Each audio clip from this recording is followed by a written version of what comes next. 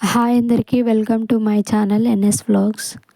నా స్టైల్లో మెంతి ఆకు టొమాటో కర్రీ ఎలా చేయాలో చూద్దాము. ముందుగా మెంతి ఆకుని కడిగి పక్కన పెట్టుకోవాలి. టొమాటో పచ్చిమిర్చి కడిగి కట్ చేసుకొని పెట్టుకోవాలి. ఉల్లిగడ్డ, టొమాటో, పచ్చిమిర్చి పక్కనే ఒక గిన్నె పెట్టుకొని దాన్ని వేడెక్కనివ్వాలి. గిన్నె వేడైన తర్వాత అందులోకి కొంచెం ఆయిల్ పోసుకోవాలి.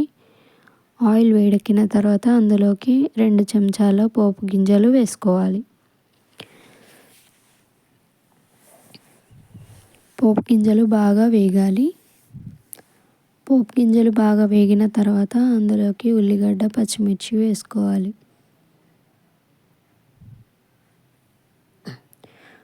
ఉల్లిగడ్డ, పచ్చిమిర్చిని బాగా వేయించుకోవాలి. బాగా వేగిన తర్వాత అందులోకి కొంచెం కరివేపాకు వేసుకోవాలి.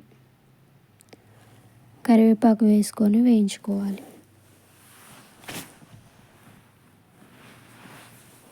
కరివేపాకు మంచిగా వేగిన తర్వాత అందులోకి కొంచెం పసుపు వేసుకోవాలి. అందులోని కొంచెం అల్లం వేసుకోవాలి.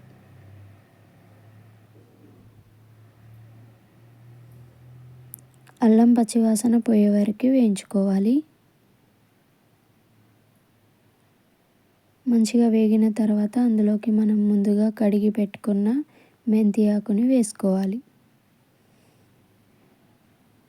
మెంతి ఆకుని మంచిగా ఆయిల్లో ఫ్రై చేసుకోవాలి లో ఫ్లేమ్లో.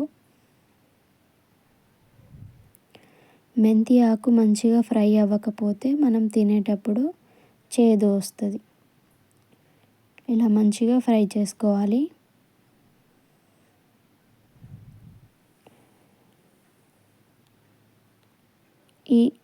ఇలా కాసేపు ఫ్రై అయిన తర్వాత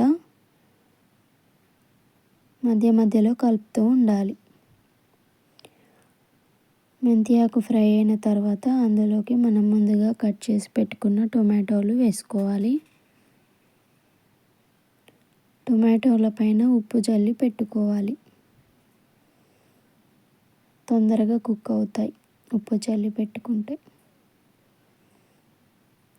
సో మూత పెట్టుకోవాలి, మళ్ళీ కలుపుకోవాలి. మధ్యలో మధ్యలో మళ్ళీ కలుపుతూ ఉండాలన్నమాట.